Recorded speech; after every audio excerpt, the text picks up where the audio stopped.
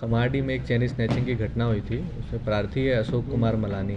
उन्होंने आकर रिपोर्ट दर्ज कराया था कि सुबह सुबह जो है उनकी वाइफ जो है वो मॉर्निंग वॉक के लिए निकली हुई थी, तो दो अज्ञात बाइक सवार युवक जो है आकर उसके गले से चैन निकाल कर भाग गए थे। तो उस पर थाना खमाड़ी में जो है लूट का मुकदमा दर्ज किया गया था। इसके बाद जो है थाने और क्राइम ब्रांच की टीम इसमें लगी हुई थी। तो उसमें एक भरत रघुवंशी नाम के व्यक्ति के बारे में जानकारी मिली जब हम लोग उसमें सीसीटीवी फुटेज का अवलोकन करते हुए आगे बढ़ रहे थे। तो भरत रघुवंशी को हम लोगों ने उठाया, उससे जब पूछताछ करना प्रारंभ किया तो शुरू में वो किसी भी घटना के बारे में मना कर रहा था। जब कड़ाई से पूछताछ किए तो उसने उस घटना को करना स्वीकार किया, बताया कि उसने अपने 4 अन्य साथियों के साथ मिलकर जो है इस घटना को अंजाम दिया है। और उसने इसी तरह की 4 और अन्य घटनाओं के बारे में भी बताया, जिसमें से 3 घटनाएं जो हैं वो टैगोर नगर क्षेत्र की है कोतवाली में, और 2 खमाड़ी क्षेत्र की है।